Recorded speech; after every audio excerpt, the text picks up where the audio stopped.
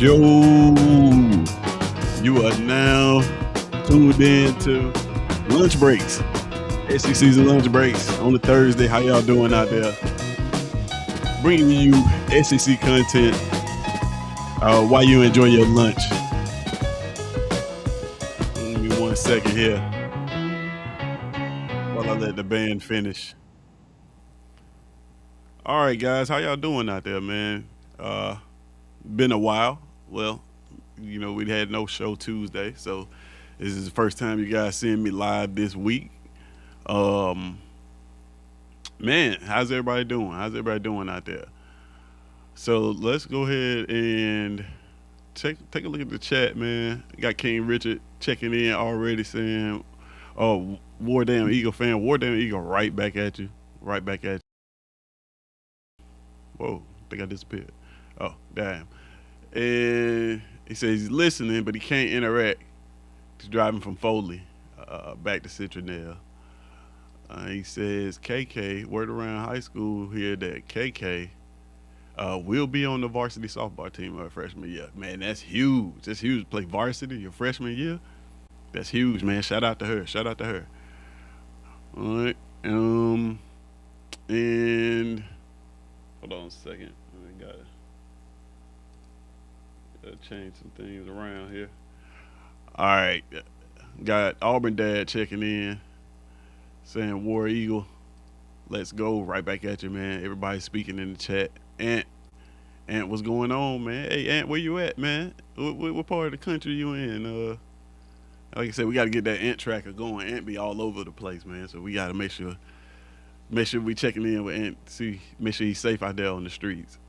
So, guys, before we get started here, man, let's do just a tad bit of housekeeping as we always do. First of all, today's show is, well, yesterday's show. I'm sorry, not yesterday's show.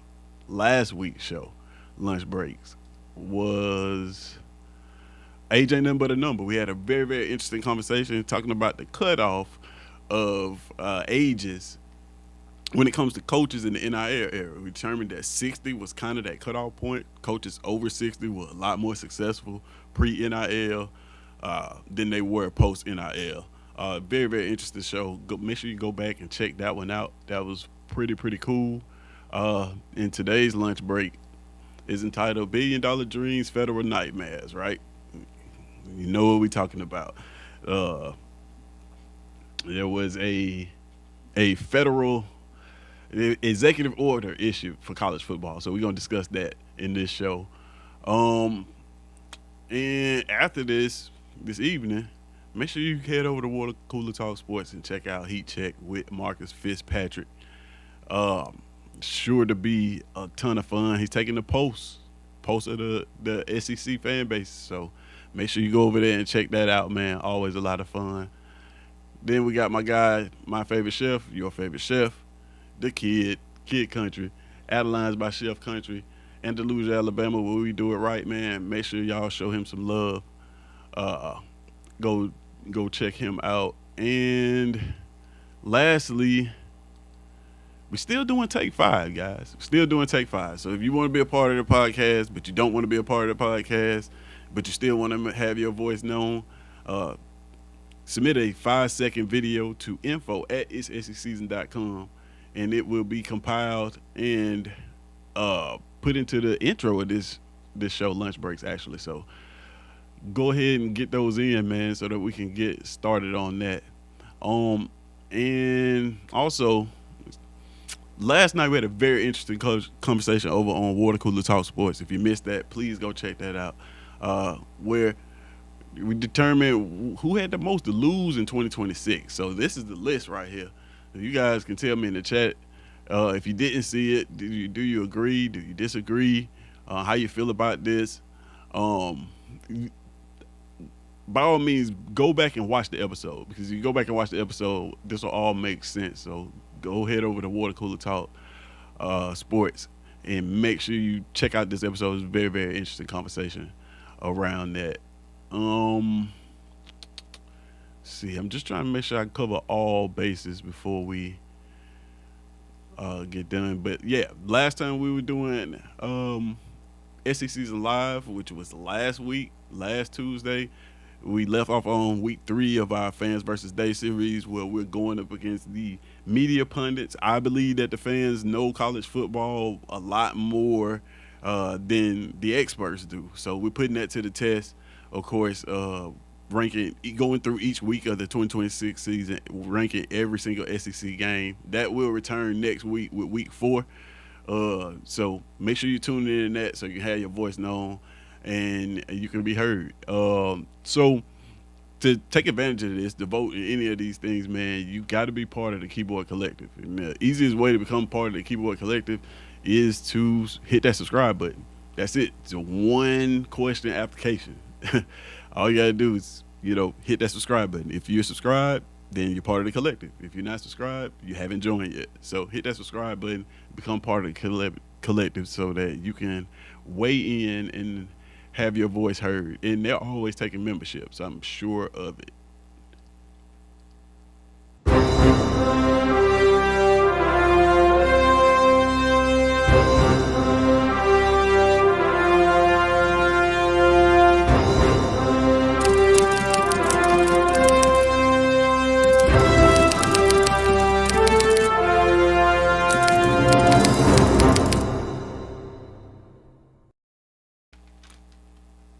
All right, man. Yeah, so if you want to donate to the name, image, and likeness here at SECZN, all you got to do is hit that subscribe button and join the collective and drop a comment, because comments are your currency around here. So, without further ado, man, we're going to go ahead and drop our first lunch poll, our lunch table question of the day. And it is, would you be cool with outside management making your rules, right? So, wherever you are employed at, would you be cool with somebody outside of that coming in and making rules for you, right? As always, it's interactive. You can just type your answer in the chat. You can type yes, no, or maybe. It depends on which one would how do you feel about that? Somebody outside of your department. Let's say you work in sales and somebody from marketing is coming making rules for sales. How would you feel about that, right? Would you be okay with that? If you're cool with it, just type yes in the chat. If you are not cool with it, you type no in the chat. And if it's a maybe for you, type maybe in the chat. And just, we wanted to get a good kind of idea of how we feel about that. And I think no. Like, right, if you're not doing what I do, don't tell me how to do it. So yeah, I'm gonna put no. And also, I got my guy coming up here, man. Let me go ahead and bring him up while you guys are answering that question. It is none other than Ant. Ant, what's going on, man? Okay, I thought I had Ant. He'll pop in. But yeah, how would you feel about that? Would you be cool with somebody outside of your group making rules for you? So we got 60% of the people saying no, they would not be cool with that, and then 40% saying maybe. All right. Got Latoya checking in. Latoya, what's going on? How you doing? Answer the question for me, Latoya. Would you be cool with somebody outside management making your rules? So whatever company you work for or wherever you do business, would you be cool with somebody outside of that making rules for you to follow within that space? And y'all can tell me why too, especially the maybes, because I don't know, I put no at first, but now more and more I think about it, I may lean towards a maybe. just kind of depending on the context. Um, so yeah, y'all let me know how y'all feel about that one. Also, also tell me what you guys are eating for lunch. I almost forgot about that. Uh, what you eating for lunch today? I have a back to the Tez lunches. I got some baked white Cheetos and on water. So I'm taking it very light for lunch today. So you guys let me know what you guys had lunch having for lunch. Let's see here.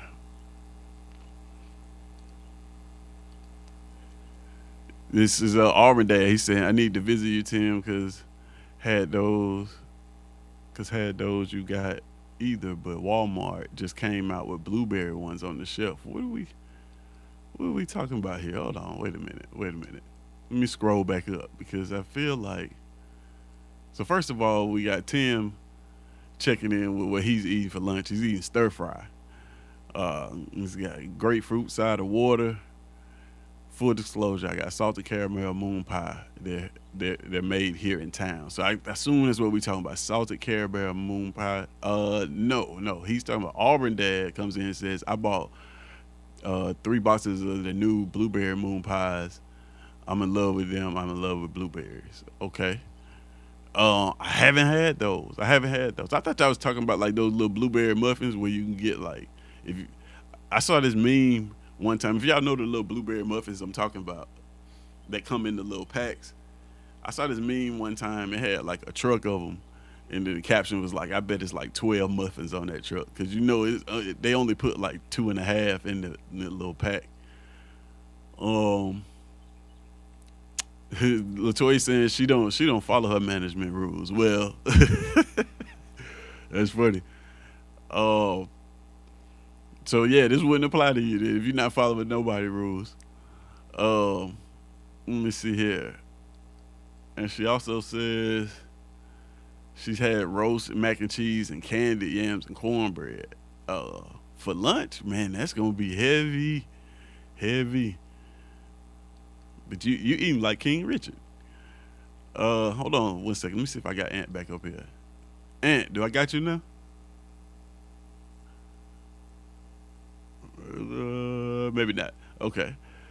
He said sometimes you do need an outside force, auditors, consultants, to come in and make the rules and find that sometimes management doesn't want to make a decision for important items. That's very, very true. I like that.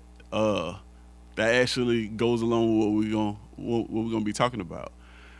Um, King Richard said he's just drinking the Nas for lunch, so because he's driving, trying to stay up, man. Hey, be safe on the road. Be safe on the road. Auburn Dad said he's got Nashville hot chicken fingers. Hey, I I love when a whole city got a type of hot. Right? You know it's hot if it's Nashville hot. Uh, and then we got my guy Nick Frazier saying, hold on, let me get back up here. His comment. He says, I will maybe listen to it depending on how well the idea is and if it can be expanded upon. Very, very true. That's why I think that's why I kind of lean towards like, yeah, maybe. Maybe I can I put no, but I think I'm leaning more towards maybe because of that. Because if it's a great idea is a great idea. So no matter who it's coming from. Um So that's very interesting. And then Tim comes back. He's agreeing with you exactly. I'm not gonna follow stupid ideas, man. Yeah, man. So yeah, you guys, if you're just joining us, we're asking the um outside would you be cool with outside management making your rules, right? So that's the lunch table question of the day. And all you got to do to answer that is just type yes, no, or maybe in the chat, and let me know why you chose either direction, which direction you would go in. Because like I said, it all ties into what we're talking about today, because that's essentially what happened. Um, so how you guys doing out there, y'all? Catching up on the spring highlights? I'm sure. These spring narratives are in full effect. Uh, So what are you guys seeing out there? I know for me, Auburn coming up on A Day, which is on the 18th of this month. Um, I'm getting prepared to be in the building and to I want to witness some solid offensive line play. I think that's probably what I'm going to be looking at the most in the spring. Probably A Day. If y'all, any of y'all going to A Day by any chance, yeah, I get a chance to meet some of you guys. Uh, if you're gonna be at A Day, but yeah, I'm looking at the offensive line, man. I'm looking at how well we look offensively, execution wise. Does it look like we know what we're doing? Because a lot of times in the past it didn't. So that's what I'm gonna be looking for. And then of course all of the names that are flashing just to see them. Um, Auburn Dad saying the spring is the most fun I've seen in a long time. I'm going to A Day and we'll bring. I'm going. I'm going A Day again. Oh, he's going to A Day again and bring new blood to it with sister-in-law and her kids. Oh, okay. So you introducing somebody to Jordan Hare Stadium, right? First timers. That's always fun. Let's see if Ant pop back in here again. Ant, we got you this time. Man, I don't know what's going on with Ant today. He's might have bad service, which is, not outside of the norm. But he'll pop in, man, if he once he gets settled. Uh, King Richard saying KK and I will be at 8A. Yeah, absolutely, man. That's dope. I should be there, so if I'm there, I'll get an opportunity to meet you guys. Arvin Dad said he's driven through that outage again. Yeah, man. Yeah. Yeah, man. But those are some of the narratives I'm looking for. I'm looking to see just execution standpoint, precision standpoint, football wise. Otherwise, I'm just looking to see the fan base. It's going to be a free game. The excitement around the program. That's one of the things I'm looking forward to being amongst. How excited. A Day is always a good time to judge how excited people are about the program and the things that are happening. That's always a great time for that, especially in this environment when you got a free game, new coaching change. Then you got a lot of players coming in that people are gonna have to familiarize themselves with. Even me too. Just with new numbers, new faces. These are all new guys, especially on offense. I'm gonna have to learn numbers, and that takes a little bit of time to recognize. So A Day is always a good day for that, man. To learn some of these players, and you can actually see them with your own eyes and see what you think their tendencies are and things like that. Make your own evaluations because up until this point, we've just been going off of what we've heard other people say that witnessed this. So you'll get an opportunity. You get that opportunity to actually put your eyes on these players and this system and make judgments for yourself, right? Because we heard a lot of good things, I know, coming out of Auburn. And this is for any school. If you're a fan of any school, I know you've heard a lot of good things, but your spring game is always your first opportunity for you to get that first hand, no, this is what I saw. So that's always a good thing, man. So we got a couple more minutes here, man, before we actually hit the brakes on this thing and get into our conversation. Let's see. Auburn Dad said we need to find a place and time to meet. Yeah, we could possibly do that. I just got to figure out, what time I'm getting there and my schedule part of it. You guys probably already got y'all's mapped out. I'm still, I know I'm headed that way. I just don't know all the details of, of how I'll be there. So, once I do that, yeah, I will. We can get a time and place and meet up. Like I said, you guys probably already got y'all's itineraries already together. He said Chris Murray would be easy to find because he has no number. Yeah, that is correct. Maybe by 8 he'll have one, right? I'm interested to see how that works out. That's a funny one.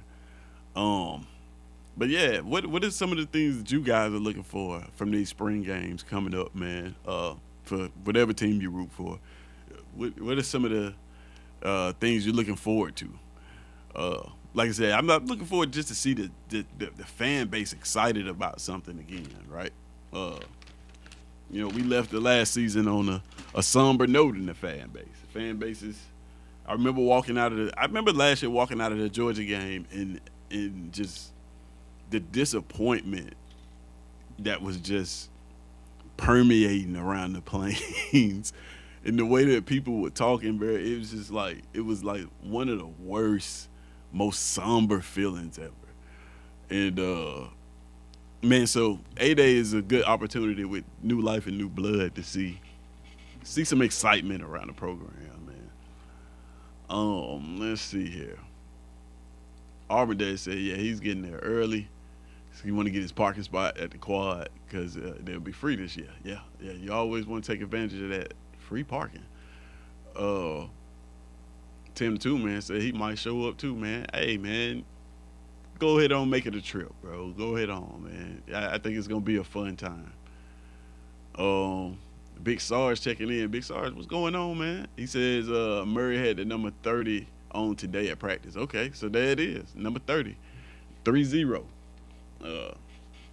Yeah, so I think he's 30. I want to say Joe is 31. Shamar Noah had on 66. Wow, is that purposefully, or is that like that's surely like maybe something was wrong with his jersey or something? But man, I don't know if he balled out with 66. More power to you, bro. If you put that on and ball out, more power to you. More power to you. Yeah, man.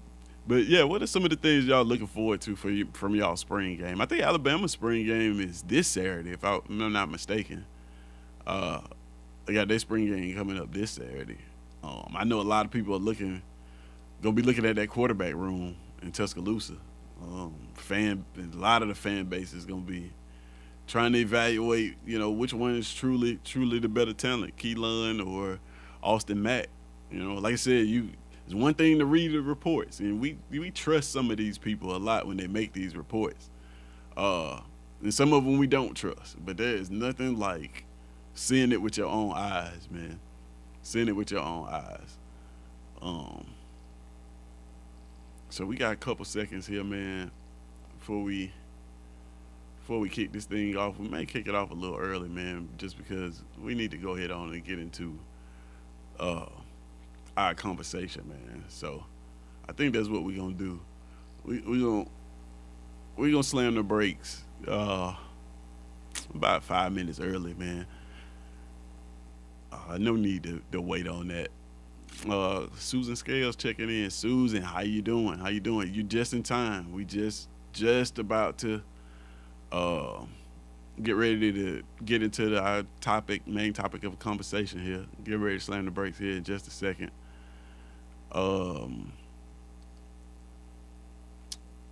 Auburn Dad said he's looking forward to seeing a one-on-one with good slowing. Oh, he said showing. Okay. I assume you're talking about like the receiver cornerback matchups that you'll get to see out there. Yeah, that's always a good one. So I think I got Ant this time. Let me see. Ant, you here? Maybe not. All right. So we'll go ahead and get into the conversation here, man. As we always do about this time, there's only one way to kick off a lunch break, and that is you got to beat on the table. So let's get it.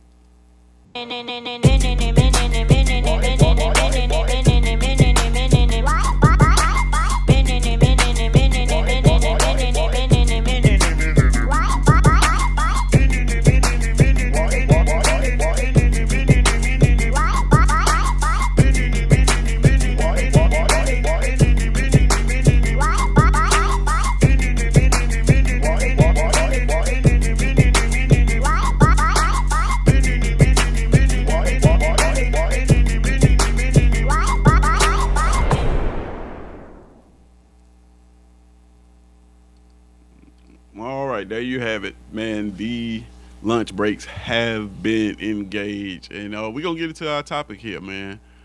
Uh, and saying that's on my end. Yeah, I don't know what's going on with it, man. Every time you pop in, it just doesn't. I look like the connection goes off, but yeah, let's get into the. We'll go ahead and get into the topic here. And if you want to pop in at any time, you still want to try it, man. You can give it a shot if it works. I don't know. I don't know what's going on with it. Uh, but yeah, our first question here is: do you think an executive order was really necessary? That's our first poll question of the day. You can answer that by typing in the chat. Right? All you got to do is type yes, no, or it depends. Right? Do you think that this executive order was absolutely necessary? Right? So, a couple of days ago, the president of the United States signed a 3-day signed a order saying that college football, I'm gonna quote them directly. They said, "Lost forever. College football would be lost forever without action." So let me say that again. Let me say that again. The White House said that college football could be lost forever. Right? Uh, he called it urgent national action to save college sports. Right? And that's actually the actual title of the document of the order: urgent national action. So today on lunch breaks, we gonna ask the question: is the president actually saving college football, or is this just like more noise? So we gonna get into that. And before we jump all the way into the topic, I got my guy DC in the back room. Let's pull him up. Let me see. Let's see if it. Hey, he is. What up, fellas? It's Man, what's lunchtime. going on, man? What's Chilling, going on, man? chilling, Um, chilling. man, You you, feedbacking from me? man, no, no, no. You sound good on my end. Awesome. Uh, Okay. yeah. Man, you came in just in time, man. We are our first poll question of the day is basically we talking about the executive order from the White House. Is hmm do you think that it was necessary? Like, do you think that something like this was actually necessary in order to fix college football? From a man, when you look from a fan's perspective, from just a pure-hearted fan's perspective, and I just want players on my team, yes, because people just grasping for straw. Do Right. they like somebody? Please do something. The sport went.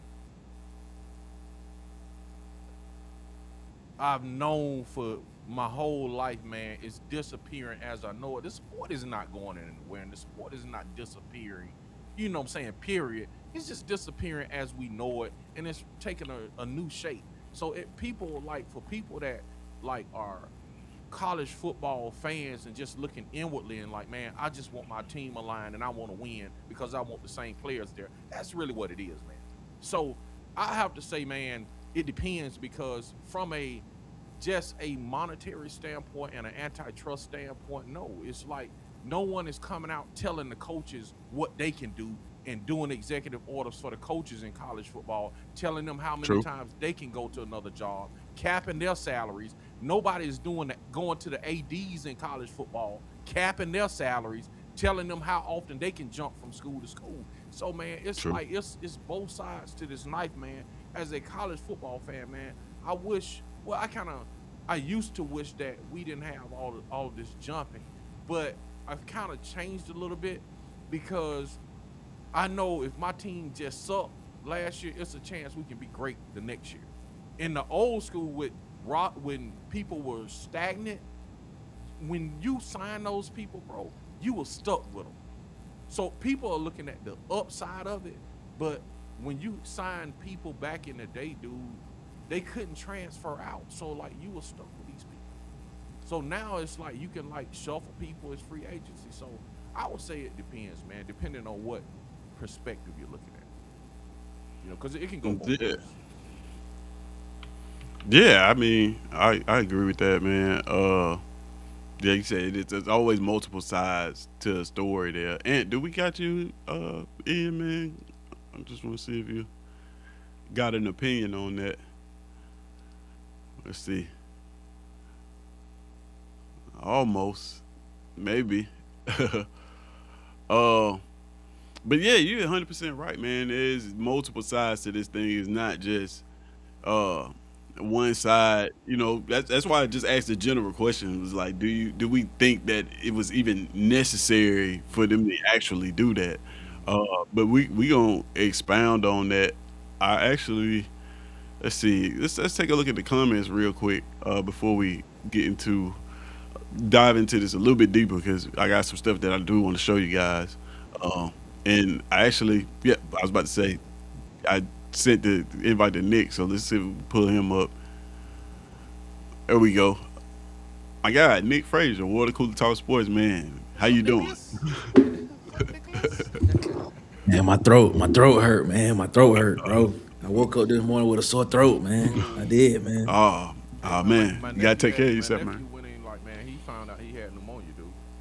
That. Nah, I don't want that. I'm good. I Yeah, don't want don't that. put that I on don't want Nick. that. I ain't I putting it don't on want him. I'm just saying, I don't want that. check Don't out do the that. signs, bro. Don't do that, man. Don't do that. Don't do that, Keep man. an eye on Don't it, do bro. that.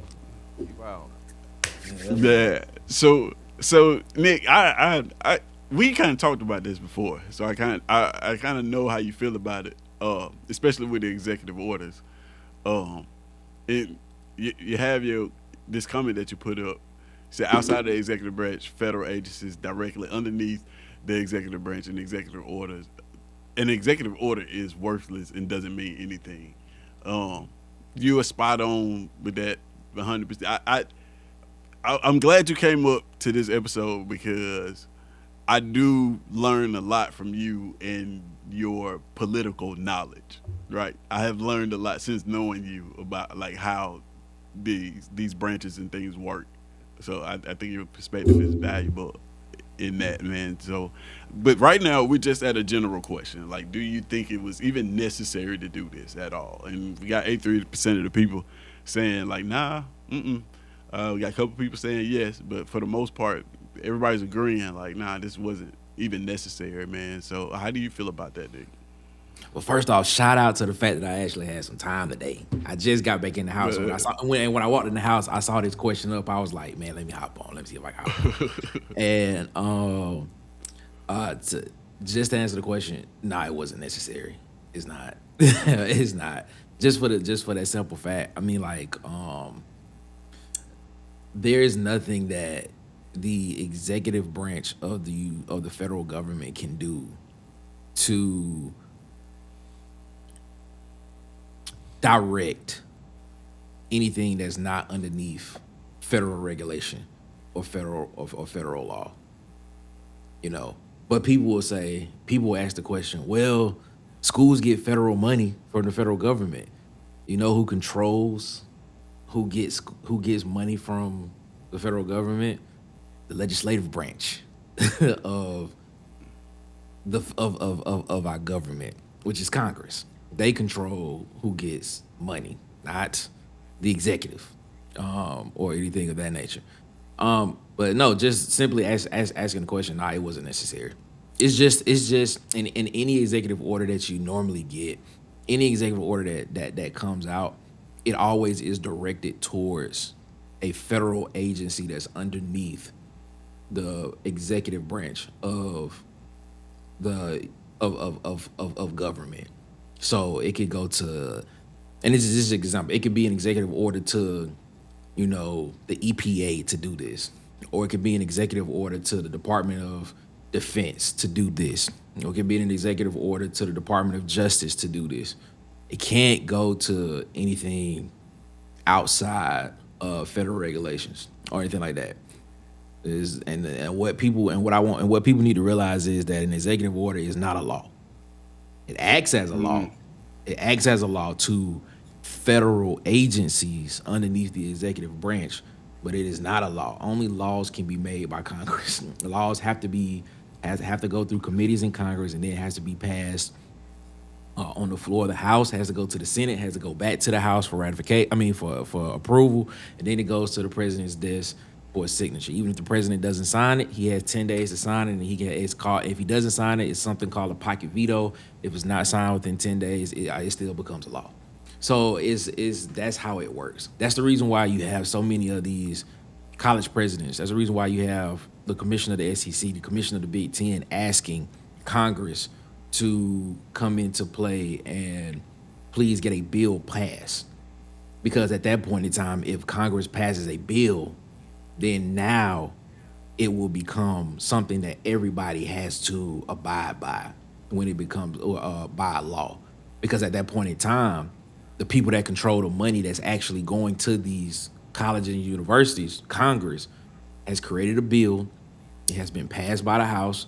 The Senate has made their adjustments to it. They've passed it. It went back to the House for the House to approve it. And then whether the president signed it into law or did not. At that point in time, it's become a law, and now it has to be. And now you're supposed to abide by it. So this executive order, any executive order that's given out by any president, means nothing to the common person unless you work for one of those federal agencies that's directly underneath the executive branch. And I add Yeah, this, man. people, Good. I think people are forgetting too, that it's already been litigated. You know what I'm saying? Right. It's already, we're where we are because it has been litigated. So it's Right. like people are like, and I get it. Like I said, man, as a fan, you just want, man, somebody to put the brakes on and, man, just stop it from doing what I don't want it to do and not be recognized.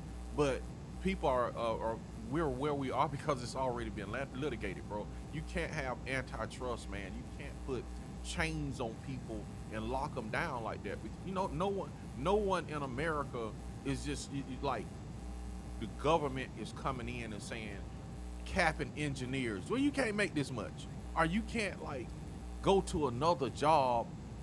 You know, if you can't leave this job and go to another job, you can only go to one job every 4 years. How would you feel if somebody be like, bro, Yeah. it just legislate your job and be like, Right. somebody's offering you another job, or you want to leave your job or go somewhere else, or you have a circumstance, and then the president write an executive order for your occupation and be like, okay, all engineers, y'all got to stay on y'all job for the next 10 years, bro. You would be like, bro, you would be like outside picketing.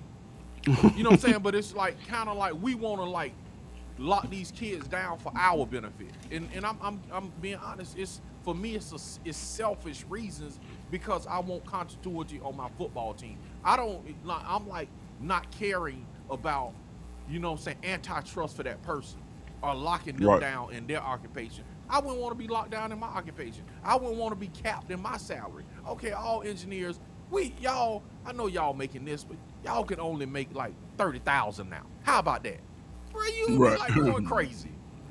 And even to that point, DC, even to that point, it has been litigated, but not in the sense that people think it is when it comes to, you know, what is happening here. You look at Murphy versus NCAA, when it came to sports betting with colleges and how that changed everything, and how, you know, the PASFA, which was the professional Professional and Amateur Sports Protection Act, I think it is called, PASFA, I think is what it is, was passed by Congress, but and it was about, you know, sports betting of sports betting with college sports and things, stuff of that nature. But you know, New Jersey at the time, you know, wanted to go and basically try to, you know, litigate that fact. And, you know, there is precedence there that basically says that because they litigated it, you know, the the Supreme Court basically was like, you know, they have a right to be able to do what they need to do. So, you know, I'm pretty sure if something like this come up, people will, you know, use that law or that decision as some type of precedence of, you know, well, government tried to get involved in college sports at some point in time before, Right. but eventually, you know, years later, it came back and they shot it down as unconstitutional of what they were trying to do. So, yeah, I mean, the thing about it is like the question, the executive order, and I know that kind of went all off, but yeah, No, no. the executive order to me is just a piece of paper that the president is just trying to announce his intentions of what he would like to see. done. Right. So But it doesn't mean anything, to be honest with you. So I absolutely love everything that you guys just said. It's almost as if y'all have seen everything that I'm about to present. This is gonna be great. This is gonna be great. And I totally agree with everything that I heard from y'all. So, but I want to move on to the next poll question so that we can get through it real quick. And first, before we do that though, let's take a look. Hold on a second. Let's take a look at what it we're talking about this executive order, but let's take a look at what it is. So basically, you have the president, stepping in to college football. Three things stand out. One, players get 5 years to play 5 seasons. Right, that's it. No, they trying to eliminate the eligibility lawsuits. No 6 and 7 year guys playing college football. That's the plan of this thing. 5 years and you're done. Two, you get one transfer with the immediate eligibility as an undergrad, and then one more if you graduate, and then that's it. So they're trying to eliminate the transfer portal problem where it's kind of like free agency. Every single year it turns into this free agent market. They're trying to eliminate that part of it. Three, schools that don't follow these rules. This is one of the craziest parts. They lose federal funding. Now, if you don't understand, that's not their athletic money. Not just their athletic money, rather. They lose their federal grants and contracts. So that's research funding, financial aid, the whole university budget, like pretty much, in a nutshell, is that's what they're threatening with this document. Does it sound serious? Absolutely.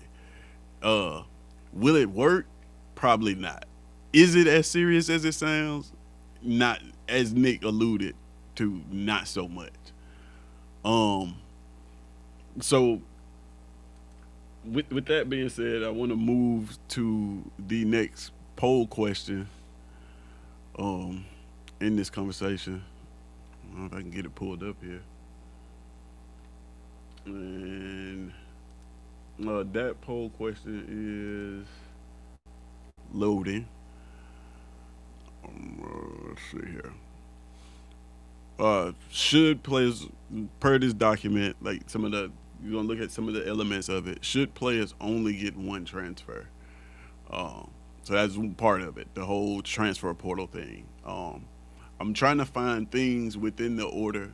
While I don't think it's necessary, I am trying to find things where there is common ground with what the fans want to see versus what's actually in the order. You have to, this is one of them. I think people would agree that the transfer portal on its face has to be fixed in some sort of way. So I'm just asking simple questions. Should players, because that's what they have, one transfer, should players only get one transfer? You can answer that by typing yes, no, or if you think they need more than that, you type they need more in the chat. This is one I don't know, right? I don't even know how to feel about that. Like, I enjoyed the time. I enjoyed football when there was only one transfer allowed. However, I don't know if that's what makes football enjoyable. You know what I mean? I don't know if it's just because of that. So this is why I say I don't really know how to feel about this. I think the transfer portal is a problem for sure. Something needs to happen with it. But is one transfer the answer? How do y'all feel about that?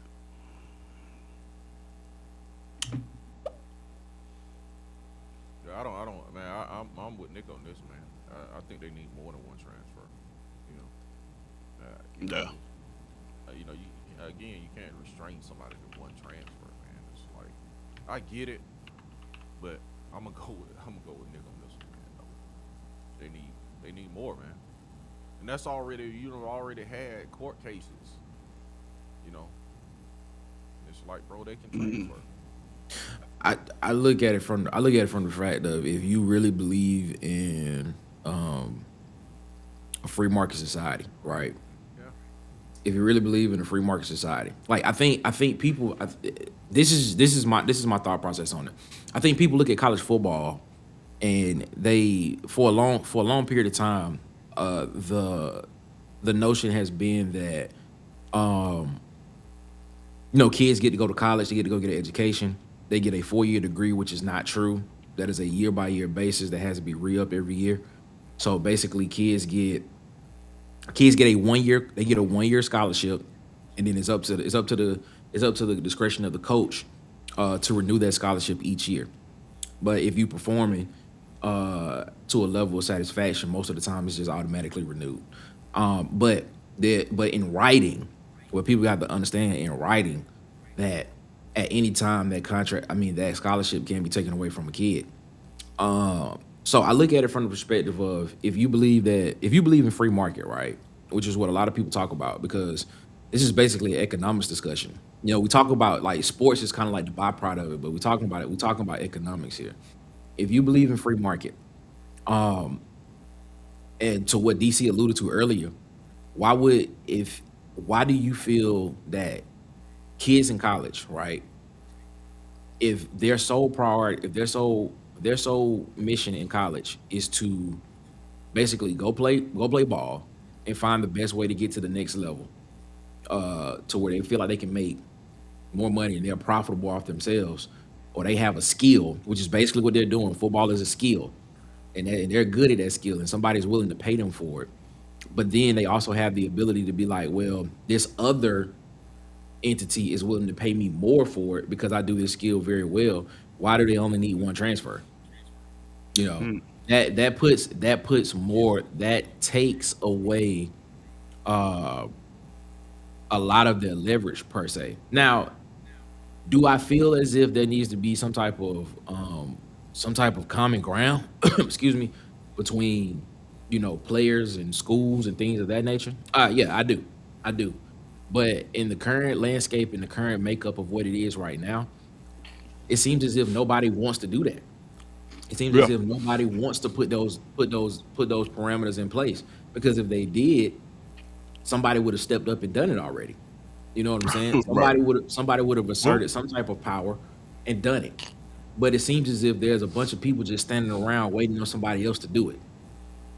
You know right. what I'm saying? When you have the two biggest names in college football, and Greg Sankey and Tony Petitti, who have the power to do it, they basically just strong arm the college football playoff system and basically said we have control over it. Why can't they set parameters around this transfer portal and NIL era? Why can't they do it? It's true. There are no rules around it right now. Even the rules that are set in place, even with the enforcement committee at the NCAA, people are ignoring it because there is no leadership there. But people but when you ask about something that deals with college football, when you ask about something dealing with the future of it, everybody always wants to know what Greg Sankey's thoughts about it is. What does the Big Ten think and things and stuff of that nature. Hmm. So basically, people are telling you who they want to see make the decisions of it.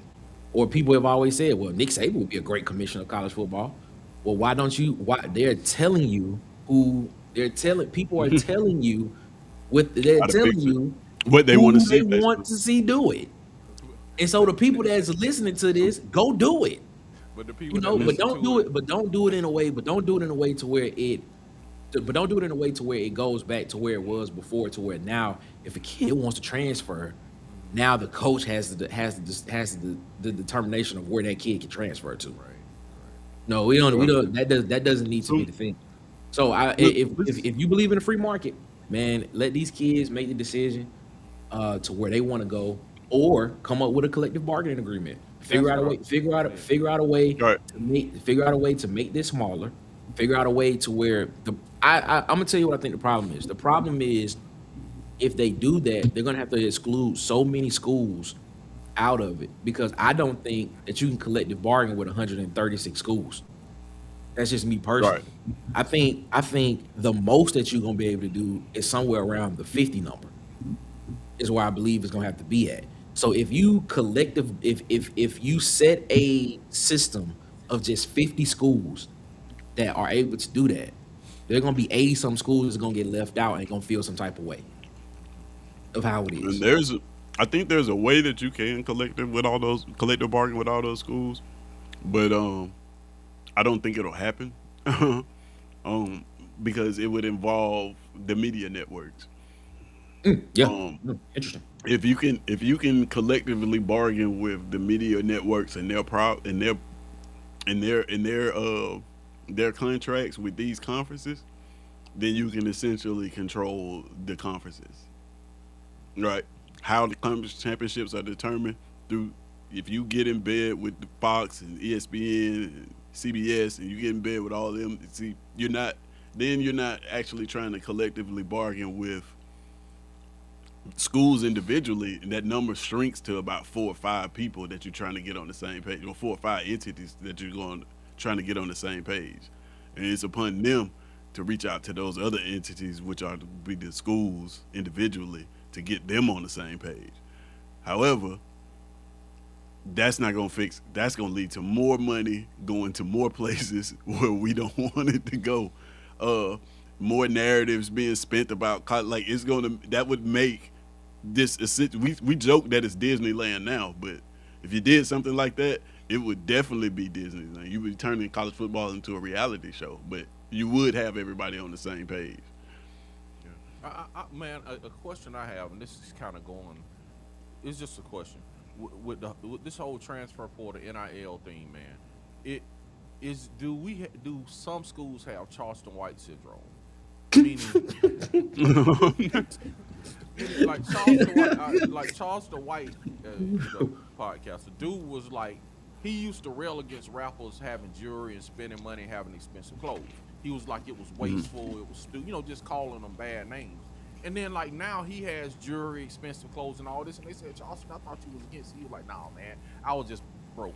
You know what I'm saying? So, like, I was just broke. I was just mad because I was broke.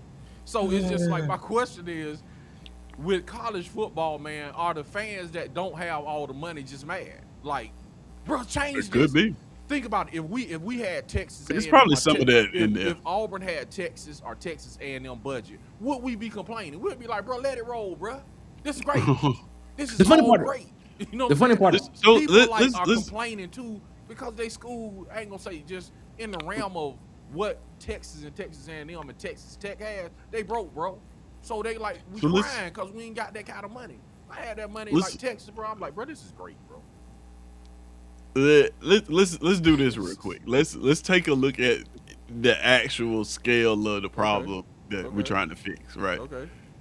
So I just want to show you, like, uh, I know we hate the idea of an executive order, right? I know we do, but there are some problems that it's trying to fix that are legitimate issues within the space, and I think that the portable and how the portal is managed may be one of them. 25%, 25% of all college football players uh, that entered the portal in 2026 cycle alone. One in every 4 players. So count your team. So if you got 11 players on defense, then you got 2 of those, 2.5, 2 in the possible are gonna be gone at the end of the year. One SEC head coach told the Athletic that he expects the 2027 NIL baseline to compete for a playoff spot, right, to be at $45 million, Good God. right, in terms of what you would have to pay to field the playoff team. That's Wow. kind of the baseline, right, and that's not the total budget. That's just players alone, just to have a chance at getting to a title game. Louisville, famously or infamously, depending on if you knew it or not, took out a $25 million line of credit What? just to pay players. Really? Yeah, yeah, absolutely. Just to play their athletes this season. A university borrowing money to That's pay crazy. players. That's crazy. Like a team that can't can't make the payroll or They whatnot. broke, So bro. like, it is getting crazy. So like, this is a problem that's trying to be fixed here. Now, whether you need intervention from the federal government to fix this problem is to be debated. I don't know if this is a federal government problem. I think this is something like you guys alluded to, the NCAA just not having teeth, never really enforcing anything, having the opportunity to get ahead of this thing before it got here, and now it's like, well, trying to put the toothpaste back in the tube. So, I it's definitely an issue, right? It's definitely some sort of issue there, and what's the answer to it? I don't know. I couldn't tell you. Um, so let me see if I can get another poll question up on the board just to see. Because this one's interesting. This question in itself should be interesting. So this order, who would you guys say that it actually protects? Right? As written, who do you think it favors? I guess, so to speak. Man, to me, it Um, only favors the institutions, man. The institutions and everybody else except the player, because it's not made. You can't show me anything in this executive order, man, that is like for the player. This is for the institution and the fans. That's they're benefiting. The players, they're not benefiting. You're restricting their income, bro. You're restricting their ability to move, and like you said, man, you're restricting their free market value. So it's definitely only the institutions. It's benefiting them. yeah, that's who I would put, man. So you guys can vote on this uh, live, of course. If it's players, the schools, or the coaches, or nobody, you just vote in the chat. Um, I think it's the schools um, as well. I think that's who it benefits. Um, how about, well, I see Nick. You put the schools in there. Uh, Yeah, I look at it. I look at it from this. I look on the surface. It benefits the schools. Excuse me. On the surface, it benefits the schools, but in reality, it benefits the coaches. mm, Because and the athletic departments. So when I see coaches in schools, I kind of put both of them together. I wish I could say coaches and schools and coaches, because basically what it does is the problem. Before I say that, the problem is the fact that the schools feel as if that they have lost control over the player. Is what it is. That's what it is. mm. Like the player has free will to do whatever they want to do, and Turn into and the this NBA, like we said on Water Cooler last night. basically, yeah. Turn into the So NBA. the player has free reign, free will to do whatever it is they want to do, but now institutions are now having to, actually sit down and negotiate with 17, 18, 19-year-old kids Right. about what they feel that they're worth, and the market says that those kids are really worth it, because nobody's coming to watch the coach. They're coming to watch Ryan Williams catch a touchdown pass. They're coming to watch Absolutely. him run up and down the field. Nobody's coming to watch Kalen DeBoer. And as much as a lot of people love Nick Saban, nobody was coming to watch Nick Saban coach. They were coming to watch Derrick Henry run the football. They was coming to watch, you know, Javier Arenas catch a punt return and take it back to the end, take it back for a touchdown. Right. They was coming to watch Cam Newton run the football at Auburn. Nobody was coming to watch Gene Chizik sit on the sideline and talk on the headset for the whole time. But the problem, but that's the problem. They But they might show up to watch Kiffin though. that's a different story. That's a different story. Like I'm and just been, see, I'm just I look at yeah. it. I look at it like there are outliers, and there are outliers in this situation. When you have guys like Coach Prime, when you have guys like Kiffin who have massive personal brands that can draw people to come to, a school or something of that nature, you know, that's a difference. That's different than what it is. But majority of the time, 99.1% of the time, fans are coming to watch the players play, not the coach's coach. True. Is what it is. The coaches are for the media. That's who the coaches are for. The media are the ones that want to talk to the coaches to understand what's going on with them. Players are coming to see what the result is on the field and things and stuff like that. Like you could lump coaches and schools and institutions in the same category if you wanted to. Yeah, yeah, no, that's all facts. But I just look at it from the perspective of these institutions just don't want to sit down and negotiate with agents or players or their families about what they think they're worth. And in all honesty, man, I was looking at Georgia's 2024. For example, I was looking at Georgia's 2024 revenue spend, and football brought in $155 million of the $240 million that the athletic department made. Yeah. And we're sitting here talking about. I think in that year, Georgia was somewhere around $17 million that they was paying in roster spend or something like that in 2024, something of that nature. Right. We're sitting here talking about something of $155 million of revenue that they brought in. You're talking about 10% of a budget that's going to players, and there's an uproar about 10% that's going to the players. But the other 90%, majority of that's going to facilities, it's going to staff payments, people that's working, that's basically sitting behind a desk all day in the athletic department, and things, stuff of that nature. But we arguing about the 10% that's going to the players that's actually going out on the field and playing every Saturday during the season. Mm-hmm. Like sometimes I just want to be like, if we just sit back and just listen to the arguments that are being made, they sound stupid. But because we really are arguing about 10% of a $155 million revenue that was brought in, that's going to players, that's actually out there taking the lumps and the hits every week and practicing during the week. True. All right, man. I guess, man. But it is what it is. It's just, man, we've been in an institution so long, man, that you think is normal. You know what I'm saying? That's really that part. That's it. We've That's been it. Something so long, man. We just think this is how it's supposed to be.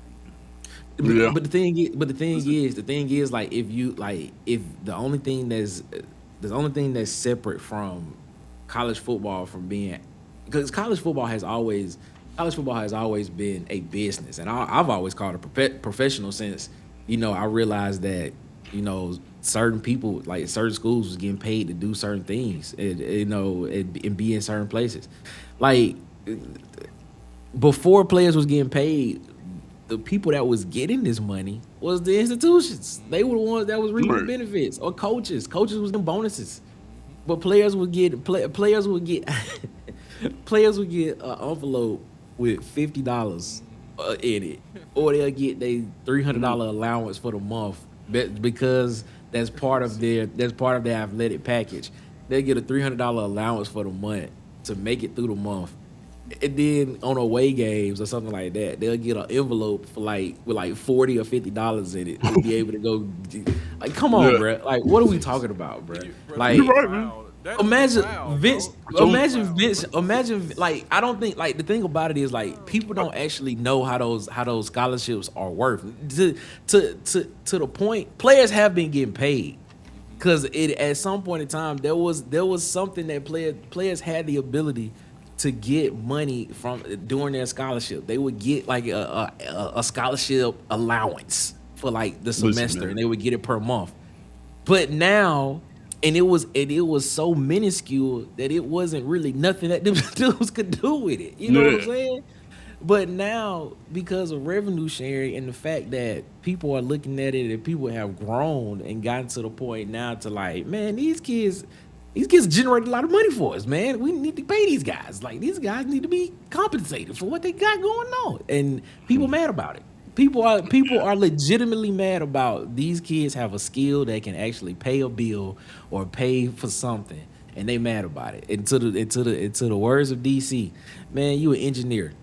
You gonna be mad if I come up to you and be like, yeah, man, nah, man, I can only pay you this much right here, this like this. Like, bruh, somebody came to you and was like, bruh, I It's can't pay this hilarious. much, bruh. You'd be like, yeah, I'm just go to the like. How many times have you heard people say, I just go to the next company and see and talk to them and see what's up?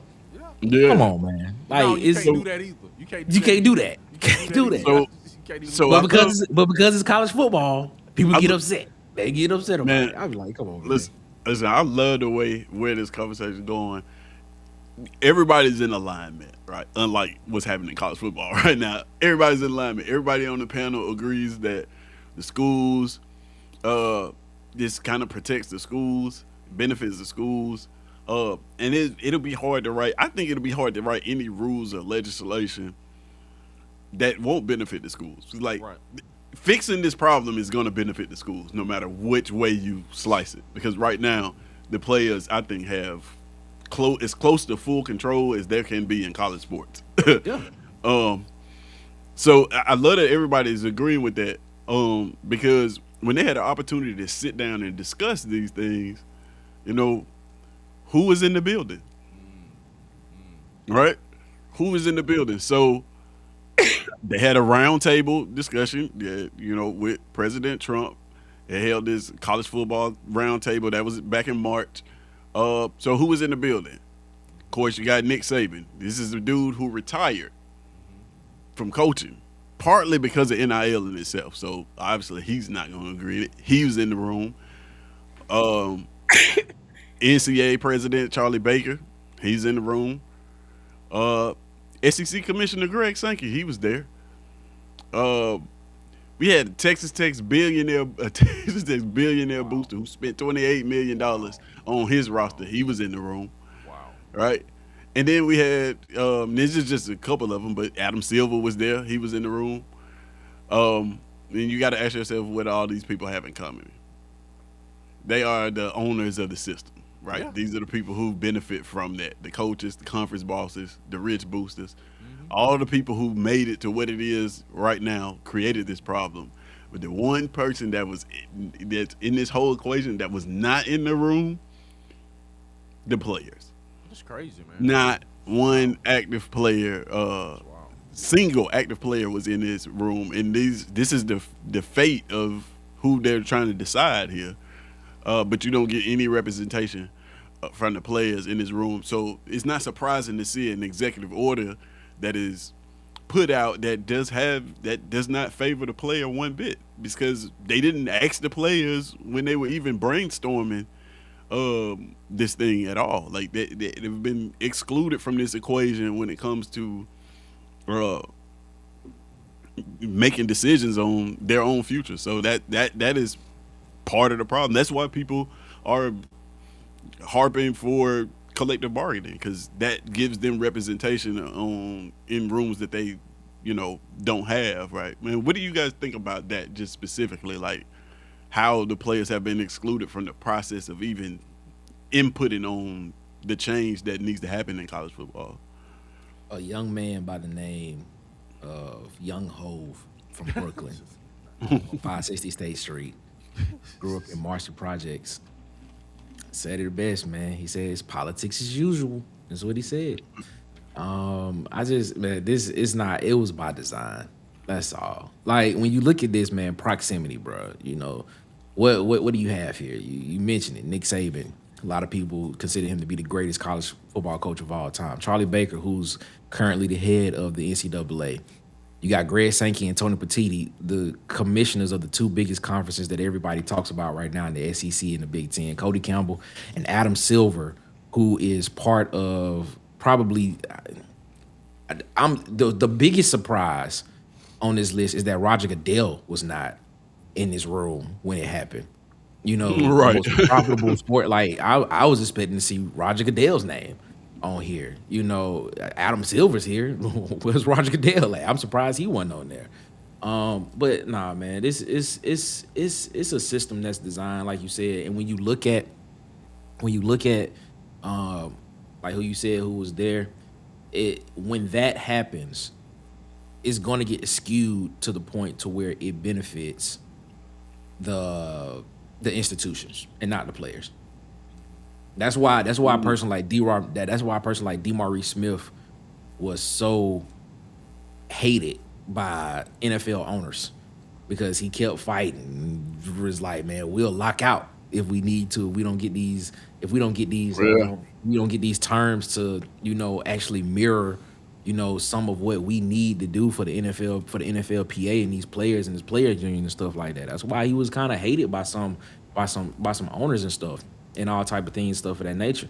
Man, when you get a bunch of millionaires and billionaires in one room, it's always gonna get skewed to the point to where it's gonna help them more than it help than it. It's gonna help them and hurt the people that is actually helping the most. I tell you this, I was working in sales one time, and I was talking to the owner of this company, and he made a statement that kind of stuck with me for the longest, and it still sticks with me to this day. He told me one thing. He was like, "The people that are the closest to the customer make the least amount of money." And when I thought about that, I said, man. And when I thought about it, I said, man, yo, he telling the truth, bro. Because I was like, I'm looking at what I make, and then I'm looking at the back end part, and I'm like, but I did all the work. You know what I'm saying? Man. But Right. it's wild when you think about that, man. So the players are the closest. The players are technically the closest to the action. They're the ones that have to play the game. They getting a very, very small percentage of the pie, man, and things and stuff like that. So I just look at it and I just be like, yeah, man. Like whenever I hear somebody sit back and talk about, man, these players are just getting too much, or these players are transferring too much and they doing this, I just be like, I just sip my tea if I have some. Most of the time it's just water. I just take a drink of water and be like, I do not care. Let these players get whatever they can get out of everybody that they can, man. Get every red cent you can get because it's Yeah. due to you, bro. Get it. That's how I feel. I'm gonna try to get it. You know what I'm saying? I'm gonna try to get it. Yeah. But it's like the level of hypocrisy, bro, is astounding. When if you It look at is. everybody that was in that room on that left side of the column, they got where they are because of a free market society. Yes. True. You see what I'm saying? They got where they are because of free market society. No one has capped their pay. Nick Saban was one of his for years is the highest paid coach in college football. He was setting the bar, bro. You know what I'm saying? Nick Saban. I remember when Nick Saban got like I think it was like $5 million. I was like, oh my God, this is crazy. When he got $9 million, I was like, bro, this is unsustainable. You know what I'm saying? And it just kept climbing, bro. But no, he was. I didn't see like the coaches having meetings talking about, hey, cap our salary because we making too much. I didn't see no counter panels with coaches in it when their salary was raised and escalated. So the amount of hypocrisy, bro, is like it's crazy, dude. And like I say, I know it hurts from a fan perspective because it's stability. You know what I'm saying? I get it. I get that part of it. But bro, to just like string up another man's wallet is wild, dude. That's wild. But theirs is not. They having meetings about how to contain someone else, but their whole push for whatever they're representing is to get further out and branch out and make more money for their entity. That's amazing, man. It's amazing. You know what's funny? It's hilarious to me, and I ain't trying to make this political, but it kind of got a little bit of political undertones to it. When a poor person needs something from the government, it's called welfare. But when a rich person gets it, it's called subsidies. I just look at it and I just be like, man, this is wild, bro. That is a wild concept. Like when you think about it, like in this situation, you're looking at the players and I'm not saying that they're poor because by all means they are making real generational type money that they can make. Some guys are.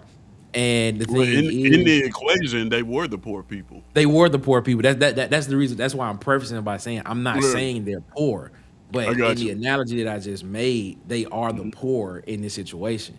Like it's almost as if like we're giving them welfare to do this in order to make it happen. But on the back end, more than likely, a lot of this stuff is gonna get written off on the back end as some type of subsidy or business interest. Like when you look at Kentucky, right? Right, we talked about this last year. When Kentucky basically LLC their whole athletic department. What they technically did was made it a business venture to where now they can write off, salaries or NIL NIL money that they pay the players, which basically means now that they can go spend as much as they want to, and then if it doesn't work, they can just kind of write it off as a business expense because they can. Man, And it's the what, same thing what with is, Louisville. Louisville getting you said Louisville getting a what $25 million line of credit. Like, come yeah. on, bro.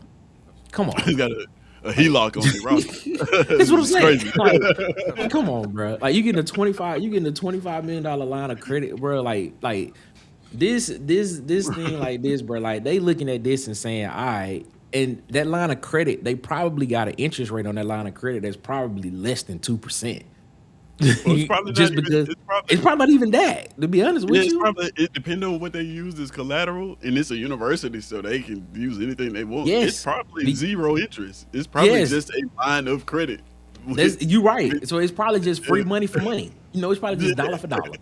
You know, that's what it is. As long as So they're you, not late, they'd be good. so you just looking at it, man, and you just asking the questions, and you look at it, and you just be like, man, like how, bro, how, like why are we so upset? Like I asked the question, why are we so upset at these kids coming out getting what is market value? Because market value is basically determined by what a team is going The to pay for a market. player.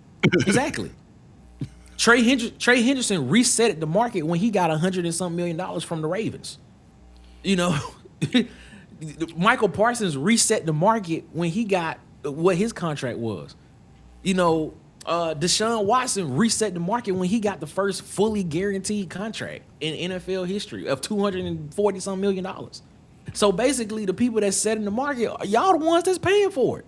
So why would I, as the person that's doing the same thing, feels as if I'm bringing the same value, I can do just as well as this person can. Why would I come into the negotiation table and start below what you paid the other person? Especially in this society that's capitalistic. Come on, man. That makes no sense to me Because at I all. want to play football the right way. Stop it. Stop it. Stop it. No, we don't. No. No, we don't. And when people But like you know what's there was- scary? You know what's scary about this though, man? Because and it may be something I do a topic on at a different time, but the players, as much money as the players are making, and we seeing these massive contracts, they are really at a disadvantage. Like it's almost like the scale of when you introduce big business into sponsorships with kids, exactly. that they should be asking for more money is what I'm saying. When companies go and talk with adults, right? Let's say you are Kanye West, right? And you want to get a marketing deal. A company reaches out to a Kanye West for a marketing deal. They know that Kanye West is going to put them on the map. They're talking partnership. They're not talking like a deal. They're talking partnership, equity. They're talking all these different things to a person like that. Some of these kids they're not Kanye West. Don't get me wrong, but they have huge followings, and they're settling. You know what I'm saying? Sometimes that $2 million that they pay for that quarterback, depending on how valuable he is a massive settlement compared to the amount of money that said company is going to make off of his back. That is true. These kids, in a lot of cases, these kids should be asking for more money, right? The more money. That's one of the most poisonous things about these collectives, right? Because it's like, when this happens to kids all the time, it's like, this is not the same thing, but I want to akin it to when you're a freshman. I had to talk this with my daughter. It's the easiest time to get a credit card. They giving them out on campus, right? You know what I'm saying? Like it's one of those things that like you think it's harmless at the time, and you think you may be getting over on it, but then after you graduate and you ran that credit card all the way up, and you in debt and such and such and such and such, you realize that like, man, you just kind of walked into a trap, like innocently, right? And I think that's what's gonna happen with a lot of these kids in these NIL deals, is like they're gonna get to the point when they get to the NFL, they're gonna be like, damn, I kind of signed away a lot. I should, like, you hear it now, right? When you hear like a player like Cam Newton talk about, oh, what was your NIL evaluation would be? he's giving these astronomical numbers because he's an adult that knows how a business and sponsorship relationship should be. He's not saying that because he's just so much better than everybody, which he was. But I'm just saying, like, he's a businessman first, and you realize, like, man, a Ryan Williams or a Cam Coleman or a Jeremiah Swift, any of these players that you see everywhere, they should be making in the tens of millions for this, right? How many times you see my face? That's what are we gonna judge this contract on? And if you do that, like, it's the number's gonna be astronomical. So in reality, these kids should be getting more money. That's a great point, but you gotta understand too that we're talking about two different sides of the coin too, because what you're talking about is exactly what they should get when it comes to NIL. You know, my argument is the rev share. You know, even the rev share portion of this, like, because even like in the rev share portion of this, like even when you get to the league, right? Even when you get to the NFL, like there's a certain amount, like each position. I mean, like there's a certain amount of money that can be allocated to positions on a team when it comes to, you know, salary cap and things and stuff of that nature. And so that's the reason why, you know, sometimes total contract value does not equal what a player actually gets, you know, in the NFL and things and stuff. So when you talk about that and you look at it, what a player gets from an NFL team is probably less to what you're saying, to what their total value is outside of the team that they are currently contracted with to play with. Because in those endorsements, they can make as much as they want. You know, it's nothing for Walmart or Target or Adidas or Nike or, you know, whatever it is to pay them upwards of or equal to what the value of their contract is, or what the guaranteed value of that contract is.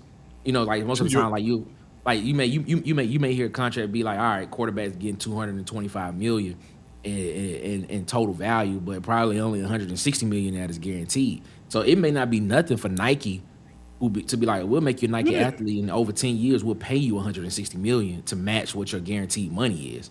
You know, it's easy money for them. You know what I'm saying? Yeah, that's what I'm saying. You know? It's minuscule. But to your point though, like even the rev share, like that $20.5 million is for what the university is gonna make off these. You got to understand what revenue share is. We're sharing revenue generated. The kids are making the bulk of this. Right? Yeah. And they're getting a small portion of the revenue, which is that $20.5 million. That should be massive. You can make listen, Diego Pavia should probably eat up the $24.5 million rev share by himself. That makes sense. I met the Pavias. You met the Pavias. Yes, I say his mama, man. On TV. Like, his mom. Like, what he is as a person is worth, like, how much of that did he generate? Right? But it's capped at this $20.5 million. People complaining about that, like, oh man, this is too much. It's like, bro, you got to understand what a rev share is. We're sharing the revenue generated, and the people that are generating the bulk of it. This cannot go on without the players. I would watch football with no coaches on the sideline. Yep, absolutely, you would. If they say we're gonna have a player-led team, bro, this Saturday, I would tune in to watch. Everybody would be in the stadium and everybody would be watching. But if they were like, the coach is gonna go out here and just show you some film, bro, let's turn that junk off, man. Yeah, I might as well watch somebody play Madden. Right. Shout out to Pavia's mom. Shout out to her. Shout out to Pavia's mom. What's up? What's going on? What's up, Pavia's mom? Hey guys, this is a great conversation, man. I do want to go ahead and move it along a little bit so we can get through a couple things. One of the things we're gonna go back, because Nick actually did a great job of bringing this point to the highlight, and it is the understanding the executive orders, right? Like he said, the president cannot make law. Only Congress can do that. All right. So all it is this executive order is all it does is tell federal agencies how to do their jobs. No, I saw it. That's funny. But all the executive order does is tell Congress, tell federal agencies how to do their job. It doesn't rewrite the NCAA rule book or nothing like that. Uh, it doesn't erase court decisions. It can't override a judge. None of that. Um, the one transfer rule, portal rule. That's why we spend a little time on that. That's in this order. The court already ruled that illegal. Right. Yeah. Right in 2024 when it was struck down in an antitrust Right. violation, like it was already ruled illegal. That's what I was So saying earlier to you. It's like, bro, it's been litigated already. yeah, facts. So he trying to bring back a rule that the court already said that they can't enforce, which is Right. you can't do that. Um, so the schools essentially now are stuck between two choices. What do? Do you follow this executive order about doing things, or you follow the court order? Uh, Either way it goes, though, you end up back in court, right? Which is probably the whole goal of this thing. You got one SECGM told CBS Sports that it's just going to lead to more lawsuits and BS. It changes absolutely nothing. Um, the coaches were like, "What do you mean an executive order? The most powerful, like, think about it, the most powerful man in the world." Well, you get what I'm saying. Uh, Issue something and you like, what? That's whatever, right? Nobody's taking it seriously, right? And that's what college football has become. Um, So, because what are your options, right? Your possibilities. The best case, the courts let it stand. Um, the most likely option is one angle that is not talked about is the Scores Act and how this actually affects that. This is almost like more so than a executive order to college football. It's almost like a precursor to that. It's like trying to get you in court so that you are used to being in court. If that makes sense. Like when the options for college football is court or court, like you probably gonna end up going with an option that is, I don't know, more beneficial to people who in power, who are there, making decisions. So this is just, I just view it as confusion, right? It's just there to be this thing to hopefully eventually lead to the Scores Act getting passed. No. Boo. We do not want that passed. No, I'm saying, I'm not saying me hopefully. I'm saying like their hope in putting this out is to kind of lead to that whole thing getting passed, which I don't know, man. I don't know about that. Um, so real quick, and I got this is I think this is the last poll question. I'm not sure. But we're gonna get into this one real quick. It is. Let me get this off the screen. And, all right, and it is the $45 million piece, right? Before we get up out of here, you guys can answer this yes or no. Really simple. Is $45 million a year on your roster too much in college football to compete? Given all that we said about how the players should be getting paid, which I think we all agree with, it's $45 million. I think I listen. I don't think it's too much. I don't, man. With the money that's being spent around here, and what you're seeing actually happen, like people are going over this cap anyway. Like they don't care about that. I don't think it's too much, man. I think $45 million is probably right on what it should be. To be honest, it's just that there aren't a lot of teams that are actually doing this, so it looks outlandish. But I'm gonna vote for no, man. How do y'all feel about that? The $45 million piece. Yeah, I'm going no too, bro. I'm like, Yeah, man, me. kick Nope. it up far as you can go. It's free market, man. It's like if you Yeah. want your team to win, bro, put in. You know what I'm saying? Put in, bro. You know what I'm saying? Get this money up. Let's go, man. Go 80 million for Auburn, man. If Auburn get 80 million, I'll be fine. If they can get 100 million, bro, sign everybody. You know what I'm saying? Play the game. Stop complaining. The game is in motion, bro. Play the game. Exactly. And I that's feel the why, same like way. last week when we talked about Teds, it's like that's why these young coaches are winning, bro. They are far away from the Nick Saban era. So these young coaches, bro, they coming in, they just rolling with the punches. They just doing what the system is, and then they're prospering in the system as it is. They're benefiting. So it's like, bro, just get in the system, stop complaining, bro, and run. You know, stop. Yeah. It's too much time, bro, being spent on complaining, bro. It is what it is. They getting paid. Figure out how to pay them. That's what I need. I need to figure out, man. Not a complainer, man. Give me a figure it out. Figure it out, man. Yeah, man. Yeah. Oh man, I couldn't put it. I couldn't put it any better, man. Like, I think yeah. You're talking about, like you said, this is the money that's getting spent anyway, Mhm. right? Yeah, that was the most I profound statement right there. It was getting spent anyway, bro. I tell you this quick little story, man. It's not even a story, but it's when I was starting out in photography, right? I used to do like really cheap photo shoots. I didn't know that they were cheap at the time, but I Mhm. just did, right? And we're gonna do good math. For good math, we'll say $100, right? Okay. Do $100 photo shoot, charge a person $100. Well, people start paying me more than that. You know what I mean? Not asking for it, but like, oh, it's $100. Okay, here's two. Mhm. The first time it happened, I thought like, oh man, that's nice of them. Mhm. The more and more it started to happen, I realized like, yeah, this is probably what I should charge. Like this is telling me like, yeah, you probably should charge with it more than what you're charging now. At minimum, you should be charging what people are just free willing to give you, right? So when I look at this whole $45 million thing, it's like that's what they're spending. So that's probably what his rev share cap should. I would start there, right? I'd make red share $45 million. That's where I'd start, right? You say, oh well, you're paying the players more money. They don't need.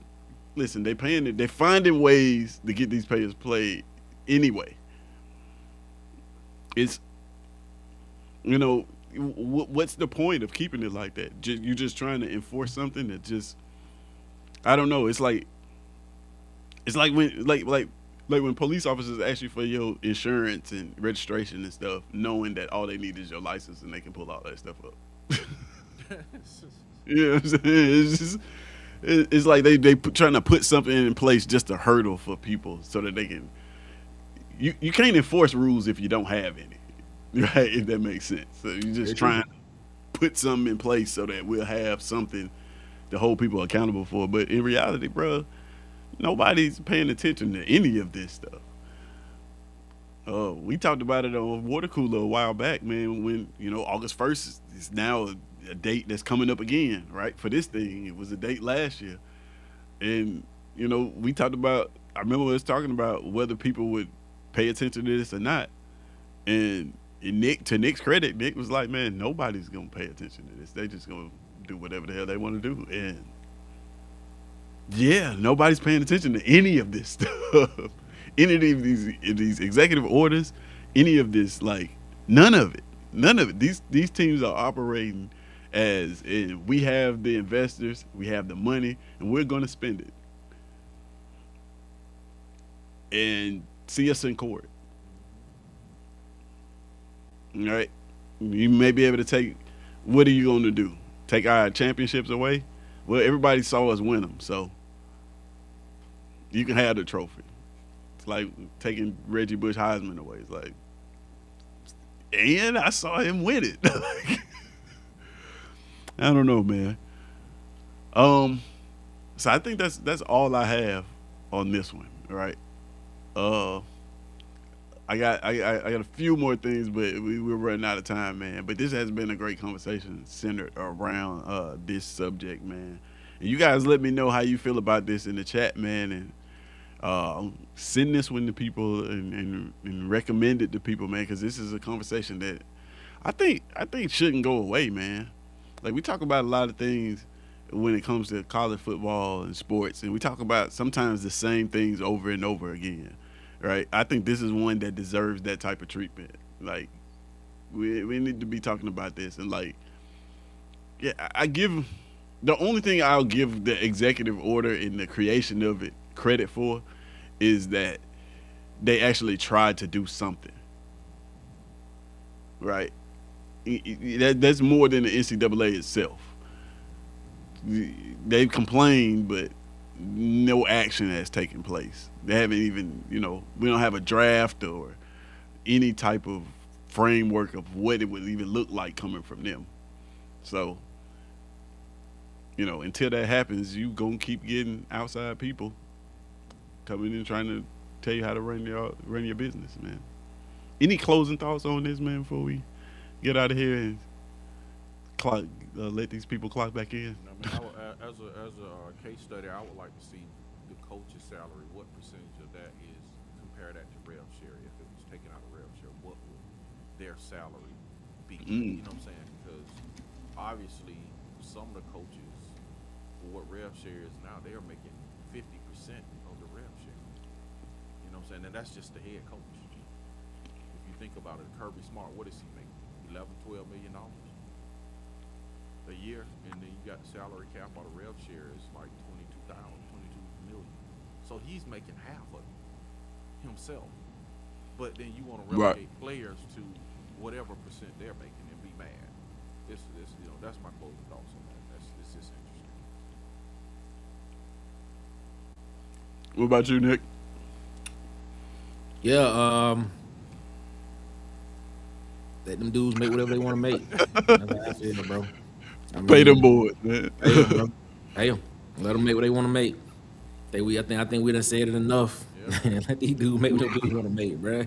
I don't care about it. Let them dudes, man. I don't care about that. I don't care about that. Like I was having a conversation, man. Somebody was like, what is it? I forgot what it was, but it was something about something dealing with something. I was like, man, I don't care. Let them folks find a way to survive. Let them folks find a way. Let these dudes figure out a way they want to make. Let them dudes make what they want to make, bro. Let's stop complaining about it. Let them dudes make what they want to make, man. Jesus Christ, man. Woo! Man, this is a great comment leaving out, man. I give me some time to think about this, man, because I don't want to give you just a surface answer. But if the court system overrules everything that the NCAA puts out, then why would you put anything out? Right. Makes sense. Well, it has to be constitutional. Like, okay, to King Richard's point. King Richard, to your point, the court system wouldn't overrule it if it wasn't unconstitutional. There are presidents that are set by law that tells you that we have that tells you, based on this document that we have and based on previous court rulings that are similar to this, that are in line with this, what you are proposing is very unconstitutional, is what that is. And so, because every law in this land that we have has to be based on that one document, the Constitution of the United States. It can't abridge, break, or impute upon your right as a citizen in the first place. You can't do that. So that's what most laws are in the first place. So if you put out a law that's basically saying, I'm capping what you can make, that's your right. That's your First Amendment right. And that's your implicit First Amendment right to be able to go out and make a living for yourself. Even though it doesn't implicitly say that, even though it doesn't explicitly say that in the First Amendment, it is implied that you have the right to go out and be able to have a job and be able to make money and be able to make a living or a livable wage, whether you're in school or whatever it is, or anything of that nature. So it can't abridge upon your rights as a citizen, for one, because first off, we are supposed to be citizens of this country, and then that's the main thing. And if that ain't it, I don't know what it is. But I understand the question, but we just can't look at it like that. I can just imagine when I was a kid cutting grass, and like, yo, DC, can't cut but one a day, bro. Can't cut one yard a day, boss. You're making too much, man. One a day, bro. That's funny, man. All right, man. So we gotta get up out of here, man. Lunch breaks are almost over, man, and as we always do, you gotta hit the outro, man, so you can uh we can tell you where to follow these guys, man. Until the next time, this has been a very, very interesting one, man. I got a feeling that I feel a continuation of this subject coming at some point. Maybe next week's lunch break we take a different angle and approach it. I'm not sure, but I really enjoyed this conversation. So with that being said, man, let's go ahead and get into the outro.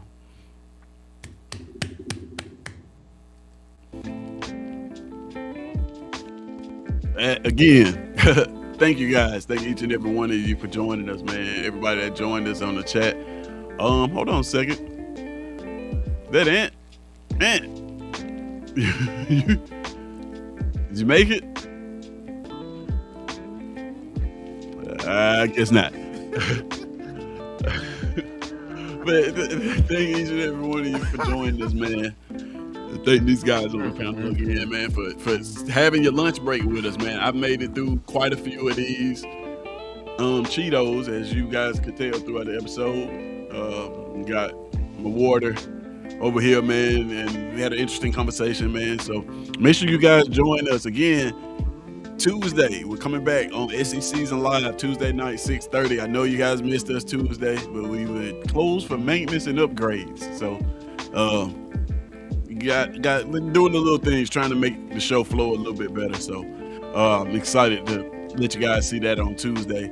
And of course Thursdays here, same bat time, same bat channel, 10:30 a.m. Central Standard Time for lunch breaks. And that's it for me, man. Let these guys tell you what they got going on, man. Nick Frazier, what you got going on, man? Tell the people how to find you and all that jazz. Short and sweet. Water Cooler Talk Sports Network, www.watercoolertalksports.com. Check us out. Already. DC, man. Let the people know where to find you. At Auburn_addicts on all platforms. Wait a minute, man. I didn't see the cake. You had this cake on the desk the whole time? Yeah, man, I had that. Is that red velvet? Cheesecake package, bro. Sir. Oh, man. I had no idea. You eat lunch like me today. Yeah. Oh man, but already, man, this has been a fun one, man. So we got to get up out of here. As always, man, make sure you guys hit that like button on your way out. And it's SECZN, and that's it. Breaks off. Go clock back in. We out.